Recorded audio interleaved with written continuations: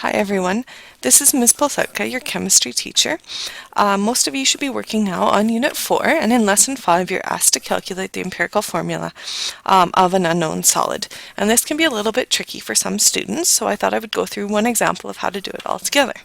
So if you take a look at the very first problem on your worksheet, it states that a blue solid is found to contain 36.84% nitrogen and 63.16% oxygen.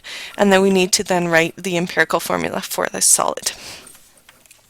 So if we take a look at this problem, our very first step is that we need to convert from percent composition to mass. Okay, so if I'm taking a look at this, I know that for my nitrogen, I've been given 36.84%. Okay, now if I assume with this 36.84% that I have 100 grams of this solid, I would know then out of that 100 grams I would have 36.84 grams out of the total of 100 grams. Similarly, I can look at oxygen. Oxygen, I have 63.16%. So if I have a total again of 100 grams, I would then have 63.16 grams out of 100 grams. Now, it doesn't have to be 100 grams. You can assume the weight to be anything as long as your ratios are correct. I like to use 100 grams because it makes my calculations nice and easy. So my next step is that I need to convert then my mass to moles. So nitrogen, I have now found that I have 36.84 grams. I'm going to set up my conversion factor, and I want to know how much does 1 mole of nitrogen weigh. And I know from the periodic table I can look up my molar mass, and the weight of that is going to be 14.07 grams. I can then do my calculation. I can see that my grams are going to cancel out, and I'm left with an answer then that's in moles of nitrogen. If I divide the 36.84, divide it by the 14.07, I'm given an answer of 2.630. Then if I take a look at oxygen, I have 63.16 grams of oxygen. I'll set up again my conversion.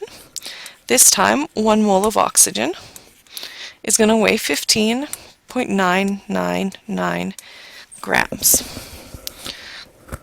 Going through and doing my math, I end up with the 63.16 divided by 15.99, which gives me 3.948 grams of oxygen.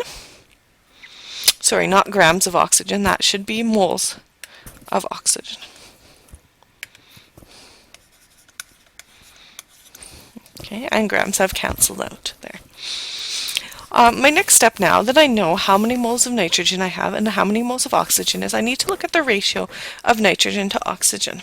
So I can see for every 2.63 moles of nitrogen, I'm going to be creating 3.948 moles of oxygen. Now it's better if I can convert these to whole numbers. So to do this, what I'm going to do is divide all moles by the smallest number. So I can see 2.63 is smaller than 3.948. So I'm going to divide both of my numbers by 2.630. Okay, looking at nitrogen, that gives me an answer of 1. And looking at oxygen, it gives me an answer of 1.5. Okay, now I need to round these off to a whole number. 1 doesn't need to be rounded, but 1.5 does. Now because 5 is right halfway in between 1 and 2, instead of rounding it, what I'm going to do is I'm just going to multiply both my numbers by 2 to get them to whole numbers. So if I multiply the 1 by 2, it gives me an answer of 2. If I multiply the 1.5 times 2, it gives me an answer of 3.